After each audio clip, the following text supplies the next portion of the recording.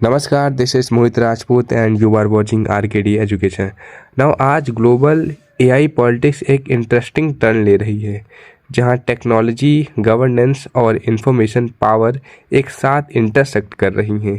क्योंकि जब Bharat AI impact summit host कर रहा है, तब फ्रांस के प्रेसिडेंट इमैनुअल मैक्रोन ने एक एआई जनरेटेड इमेज शेयर करके सिंबॉलिक सपोर्ट दिया और साथ ही दिल्ली में Franco India centre for artificial intelligence in health launch किया, जो क्लियर सिग्नल है कि यूरोप भारत को एक ट्रस्टेड टेक पावर के रूप में देख रहा है। लेकिन इस कॉरपोरेशन के पैरेलल मैक्रोन ने एक और हेडलाइन स्ट्रैटेजिक पोजीशन रखी है, social media regulation, specially minor के लिए।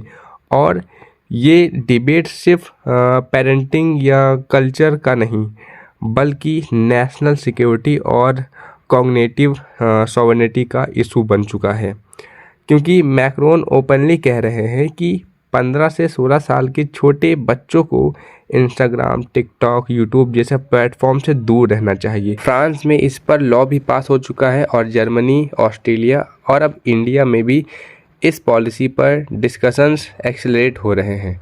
मैक्रोन का कोर आर्गुमेंट सिंपल है, जब किसी देश की youth population foreign controlled algorithms पर ग्रो करते हैं तो उनके बिहेवियर, ओपिनियन और even political attitudes indirectly external tech ecosystems shape करते हैं। और आज के एरा में एल्गोरिदम सिर्फ कंटेंट रिकमेंड नहीं कर रहा है, बल्कि नैरेटिव्स, पोलराइजेशन और परसेप्शन और रियलिटी को इन्फ्लुएंस करते हैं। इसलिए उन्होंने ओपनली कहा है कि our children's brain are not for sale, यानी डिजिटल प्लेटफॉर्म के थ्रू अटेंशन इकोनॉमी और बिहेवियरल इन्फ्लुएंस को अनचेक्ड नहीं छोड़ा जाएगा। स्ट्रैटेजिक लेंस से देखें तो ये डिबेट 3 लेयर में चल रही है। पहली, चाइल्ड प्रोटेक्शन और मेंटल हेल्थ। दूसरा, इंफॉर्मेशन वॉरफेयर और एल्गोरिदमिक इन्फ्लुएंस। तीसरा, लॉन्ग टर्म डिजिटल सॉवरेनिटी। और भारत जैसे लार्ज डेमोक्रेसी के लिए ये तीनों लेयर क्रिटिकल हैं, क्योंकि भारत में 60% से ज़्यादा पॉपुलेशन यूथ है। और अगर इस स्केल पर youth behaviour foreign owned platform के एल्गोरिदम इंसेंटिव से शेप होता है, तो सोशल ओहिसन, पॉलिटिकल डिस्कर्स और इवन नेशनल नैरेटिव्स पर एक्सटर्नल लेवरेज पॉसिबल हो जाता है। मैक्रोन का कंसर्न सिर्फ यूएस या चाइना स्पेसिफिक नहीं है, बल्कि स्ट्रक्चरल है। अगर किसी भी एक्सटर्नल प्लेटफॉर्म के पास आपके सोसाइटी का डाटा, अटेंशन और नैरेटिव कंट्रोल है, तो क्राइसिस या कॉन्फ्लिक्ट के टाइम इंफॉर्मेटिव फ्लो और मैनिपुलेट हो सकता है। और इसीलिए France stronger age verification, content accountability और एल्गोरिदम ट्रांसपेरेंसी की डिमांड कर रहा है। भारत ने भी रिसेंट ईयर में प्लेटफॉर्म रेगुलेशन, डाटा लोकलाइजेशन और टेक डाउन टाइम लाइन्स जैसे स्टेप लिए हैं। लेकिन माइनर्स के कंप्लीट सोशल मीडिया बैन या स्ट्रिक्ट एज वेरिफिकेशन पर अभी पॉलिसी क्लियरिटी इवॉल्व हो रही है।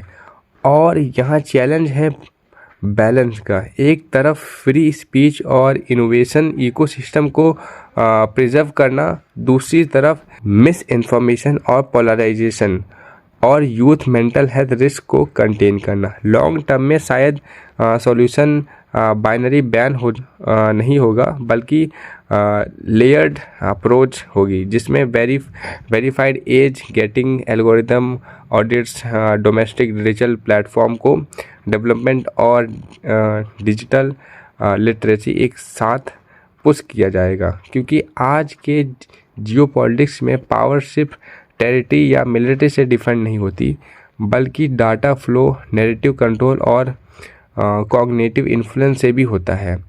और जो देश अपनी नेक्स्ट जनरेशन की डिजिटल एनवायरनमेंट को स्ट्रेटेजिकली शेप करेगा, वही लॉन्ग टर्म स्टेबिलिटी और इनोवेशन एज मेंटेन करेगा। अब कोर सवाल ये है कि क्या भारत को France style minors, social media restriction और स्ट्रॉन्गर एल्गोरिदम रेगुलेशन की तरफ एग्रेसिवली मूव करना चाहिए, या फिर ओपन डिजिटल इकोसिस्टम को मेंटेन करते हुए ग्रेजुअल सेफगार्ड्स बिल्ड करने चाहिए, क्योंकि आज जो पॉलिसी डिस्कशंस किए जाएंगे वही डिसाइड करेगी कि आगे 20 साल में भारत की डिजिटल सोसाइटी ज़्यादा रिसाइलेंट होगी या ज़्यादा एक्सटर्नली इन्फ्लुएंस होगी। And what's the your opinion, मैं जानना चाहता हूँ कि आपका क्या ओपिनियन है। तो अपने ओपिनियन को कमेंट में पुट करिए।